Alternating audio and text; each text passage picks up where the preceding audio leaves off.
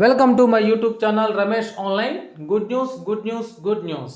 ఇంటర్లో బైపీసీ చదివిన వారు కూడా ఎంబీబీఎస్ చేయవచ్చు, డాక్టర్ కావచ్చు.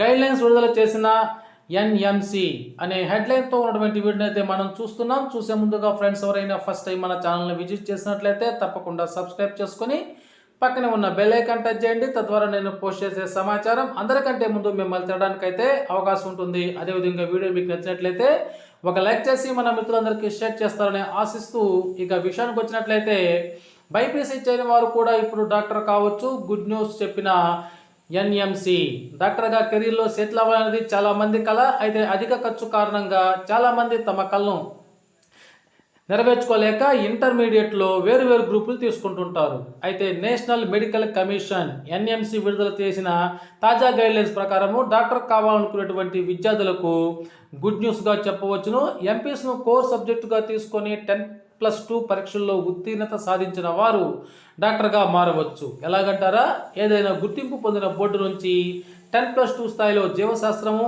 లేదా బయోటెక్నాలజీని అదనపు సబ్జెక్టుగా తీసుకొని పరీక్షల్లో ఉత్తీర్ణత సాధించడమే వారు చేయాల్సినటువంటి పని.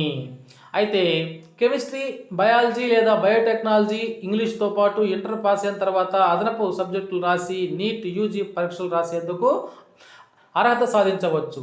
ఆ అభ్యర్థులు ఎన్ఎంసి అర్హత సర్టిఫికేట్ కూడా మంజూరు చేస్తుంది. ఎన్ఎంసి మంజూరు చేసిన ధృవపత్రము సదరు విద్యార్థి విదేశాల్లో సైతం అండర్ గ్రాడ్యుయేట్ మెడికల్ కోర్సులను అభ్యసించడానికి అర్హుల్ని చేస్తుంది.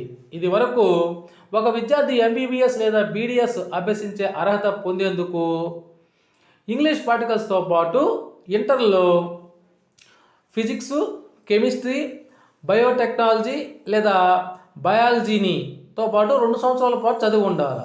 కాలేజీ నుంచి రెగ్యులర్ విధానంలో దీన్ని పూర్తి చేయాల్సి ఉంటుంది. బయాలజీ లేదా బయోటెక్నాలజీ లేదా ఏదైనా ఇతర సబ్జెక్టుని 12వ తరగతి ఎనగా ఇంటర్మీడియట్ సెకండ్ ఇయర్లో ఉత్తీర్ణత సాధించిన తరువాత అదనపు సబ్జెక్టుగా పూర్తి చేయడం సాధ్యం కాదని పాత నిబంధనలు ఉన్నాయి.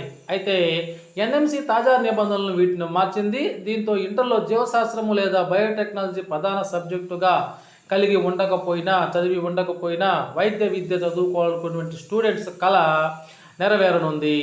ఓకే ఫ్రెండ్స్, మీకు కనుక ఈ వీడియో నచ్చినట్లయితే ఒక లైక్ చేయండి. అదేవిధంగా మన మిత్రులందరికీ షేర్ చేయండి. Okay friends, thank you for watching my videos.